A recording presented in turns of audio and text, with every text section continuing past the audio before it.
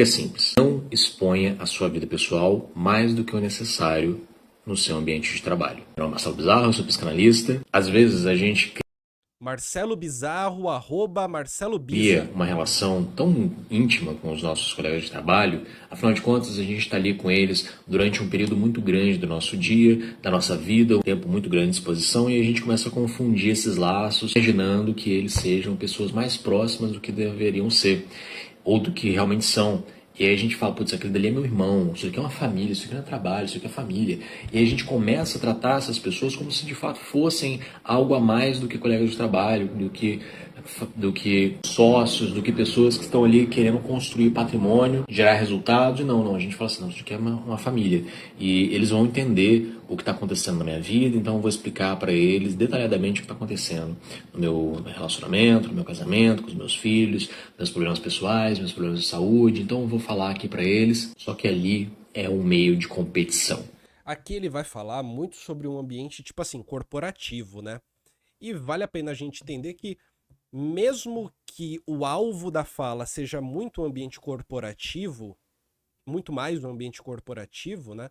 Porque em outros ambientes esse meio de competição ele tende a não ser assim tão competitivo do ponto de vista profissional, né? Pode ter competição em outros âmbitos, âmbito social, por exemplo, de prestígio, que não necessariamente tem a ver com profissional, porque o espaço de trabalho ele também é um espaço de socialização. E quando ele se transforma acima de um espaço de trabalho, um espaço de socialização, a tendência é que a gente tente reproduzir padrões, regularidades de comportamentos, regularidades de interpretações que fazem parte de espaços que são primariamente de socialização, tipo bar, tipo a mesa do café da tarde, tipo churrasco com os amigos, sabe? Esse tipo de coisa. Mas vamos entender aqui o que ele está falando, tentando extrapolar do ambiente competitivo corporativo e entendendo no ambiente de trabalhos que não necessariamente são corporativos. Na grande maioria das vezes, infelizmente, isso é o trabalho. Um lugar onde está todo mundo competindo um com o outro, querendo ser maior, querendo vencer, querendo chegar no lugar, porque está todo mundo querendo pagar suas contas e ganhar dinheiro. Esse é o intuito do trabalho. E aí, uma informação que possa trazer vantagem para outra pessoa de uma fraqueza que você tem, pode ser o que vai definir quem vai ganhar aquela promoção ou não, quem vai continuar no trabalho ou não, quem vai pegar aquele cargo, aquele projeto. E essa informação você entregou de graça porque você imaginou que aquela pessoa era algo a mais do que ela de fato era. E essa confusão de relação que a gente acaba criando com os nossos colegas de trabalho faz com que a gente exponha as nossas fragilidades, as nossas vulnerabilidades e, em um momento de competição, vence o mais forte. E o mais forte às vezes é aquele que tem aquela informação que pode mudar o jogo, informação essa que você acaba passando por confundir esses laços. E aí, vocês repararam, né? A coisa tem muito a ver com o ambiente corporativo de alta competitividade, um ambiente corporativo em que as pessoas querem um ótimo cargo, um ótimo salário. A maioria dos brasileiros talvez não viva num ambiente de trabalho que tem esse tipo específico de competição, porque a maioria dos brasileiros não compete por ótimos cargos, nada do tipo. A maioria dos brasileiros, eu diria que não está nesse ambiente, e eu suporia que talvez não convive em ambientes em que a competição individual dentro do trabalho é um elemento fortíssimo, eu diria isso. Talvez, talvez. Mas para além disso, o que eu acho interessante do vídeo do Marcelo é o seguinte: a gente sabe, e isso é batido, que existe o discurso de que é uma família, somos uma família, e que é um discurso geralmente da corporação para baixo, do patrão para baixo. Geralmente é um discurso do gerente para baixo, para que haja algum tipo de engajamento, algum tipo de doação ali de energia para além do que é pago de salário, das atribuições planejadas e por aí vai. Existe mais ou menos isso. Mas aí o que eu acho interessante é que o que o Marcelo está trazendo é um momento em que, mesmo sem perceber, mesmo sem ser conquistado pelo discurso estereotipado de somos uma família empresarial, esse discurso, mesmo sem ser conquistado por ele, a gente automaticamente, inconscientemente, acaba lidando com as pessoas do nosso ambiente de trabalho como se de fato fossem amigos do peito, como se de fato fossem família, algo nesse sentido. E eu acho que há uma obviedade que, assim, se a gente está trabalhando todo dia com as pessoas, assim, você consegue perceber um coleguismo, você consegue perceber algumas relações de solidariedade, você consegue perceber isso caso essas coisas existam. Mas há um salto específico entre uma amizade que está aí para o que der e vier e entre um coleguismo de trabalho, evidentemente. E é necessário também dizer que, e isso é uma coisa acho que até delicada de se falar, mas definitivamente há muitas pessoas que têm uma forma de sociabilidade, de socializar, de interpretar as interações sociais, que ela é dividida entre dois extremos, né? Que é ou ódio ou amor. Que ela é dividida entre ou somos amigos, amigos do peito, ou somos inimigos. Em que a simpatia, que é meramente pela educação, a simpatia que existe só para azeitar as relações do cotidiano, a simpatia que ela existe pura e simplesmente para que haja um coleguismo básico entre companheiros de trabalho, ela não é percebida neste limite, mas é muitas vezes percebida como essa pessoa é minha amiga, eu posso contar com ela para tudo e por aí vai. E é necessário não ser condescendente nessas horas, né? É um demérito não conseguir perceber o limite das relações, o limite das intimidades, o limite da confiança, o limite do compromisso, um compromisso que ele é profissional, não exatamente pessoal. Isso, evidentemente, é um demérito.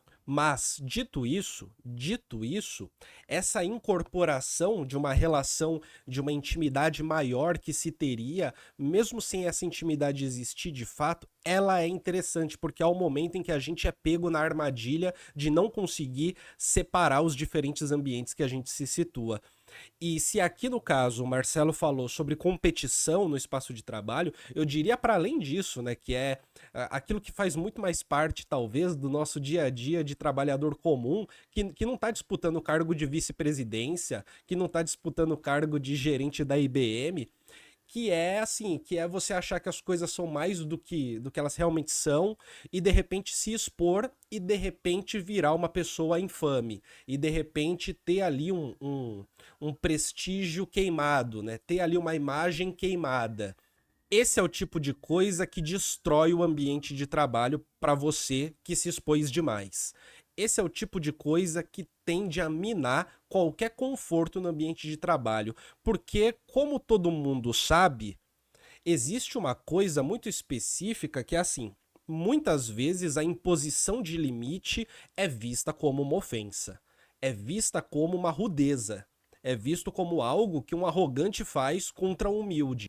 E o que eu quero dizer com isso? Se você se expôs demais e de repente começou a surgir fofoca, e essa fofoca meio que queimou seu filme, se impor perante a pessoa que fofocou pode ser ruim até mesmo para você. Sem contar que especificamente nesse caso, discursivamente existem até coisas, né? Eu cheguei a falar da vida como um livro aberto, é um item discursivo que vai ou permitir que a sua vida seja espalhada por todo mundo publicamente, ou vai limitar ela. Mas existem outras coisas que é assim, como assim eu não posso falar da sua vida? Você se acha famoso? Você se acha importante para eu não poder comentar da sua vida? Existem dispositivos discursivos que vão alicerçar ou que vão barrar essa fofoca do cotidiano, que é o tipo de fofoca que, cara, só serve para queimar o filme de quem tá numa posição horizontal. Só serve para criar alvos, certo? De um tipo de gozação, de um tipo de sarro, de um tipo de tratamento diferenciado negativo. E muitas vezes impor limite não é o bastante. Impor limite é até pior para quem impõe. Isso sem contar que geralmente os RHs de empresa, os líderes de setores, gerentes, por aí vai, também não ligam muito para isso, né? Isso é um problema interpessoal. Se resolvam entre vocês.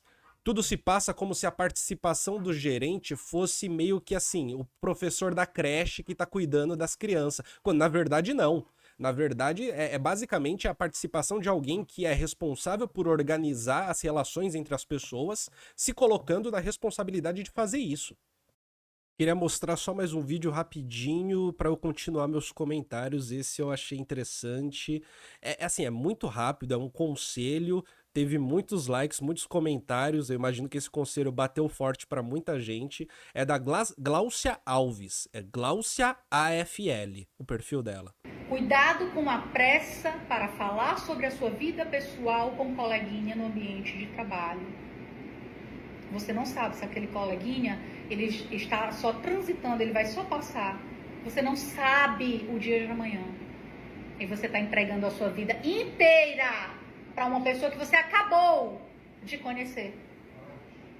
Ah, meus amores, isso aí pode se voltar contra vocês num grau de deixar você chorando. Cuidado. Porque muitas vezes, talvez, aquele aparente coleguinha possa ser a pessoa que vai prejudicar você. E aí é o seguinte, né? Apesar de sermos todos da classe trabalhadora, não necessariamente somos todos pessoas que têm um bom caráter, né? Que têm uma ética maneira. Não necessariamente somos pessoas que foram criadas no mesmo padrão de comunicação, de sociabilidade. Não necessariamente temos os mesmos limites. Não necessariamente achamos certas coisas horríveis e certas coisas legais. Esses critérios vão mudar, né? Eu acho necessário dizer isso, porque o fato de pertencermos a uma mesma categoria econômica específica não traduz que a nossa interação vai ser saudável e nem que deva ser. A diferença existe para além da classe que nos colocamos, para além da classe que nós pertencemos. E as situações de infâmia no ambiente de trabalho são extremamente difíceis de se lidar. Extremamente difíceis. Porque a depender de como você lida com isso, você vai ser demitido e não a pessoa que fofocou. Porque a fofoca, em geral, a fofoca, a sabotagem, microsabotagem, né? A sabotagem sutil, em geral ela é aceita. Em geral ela é aceita e meio que cabe a você ter o jogo de cintura para lidar com o cotidiano. E assim, como a gente passa muitas vezes a maior parte do nosso tempo no ambiente de trabalho, mais do que em casa, mais do que com os amigos da nossa vida, a tendência é que a gente de fato tenda a construir boas relações com algumas pessoas no ambiente de trabalho, relações que vão para o nível pessoal, e eu acho que isso é uma coisa extremamente normal, talvez até saudável, né, eu diria, normal, saudável, faz parte da vida ser assim. Mas isso é uma coisa, outra coisa é o pressuposto e a incorporação de que simplesmente por convivermos em conjunto aqui todo dia, 8 horas por dia, simplesmente por isso, necessariamente eu posso confiar em você como sendo alguém de bom caráter, como sendo alguém que não vai me sabotar em nenhum momento aqui dentro. Então, em suma, resumindo bastante, né? Ficar ligeiro em qualquer lugar da vida, mas principalmente no ambiente de trabalho, é interessantíssimo para você poder garantir uma certa saúde sua no ambiente de trabalho, para você poder garantir que você vai continuar com seu emprego e pagando suas contas e não vai ter que suportar gente inconveniente no ambiente de trabalho, muitas vezes. E é super interessante também para você entender que a vida ela tem as suas diferenças e nessas diferenças, muitas delas são intoleráveis, mas em muitos momentos a gente vai ter que lidar com este intolerável, isso que parece ser intolerável pra gente, tá bom? Deixa o seu like, compartilha esse vídeo e se inscreve no Colunas Tortas se você não for inscrito.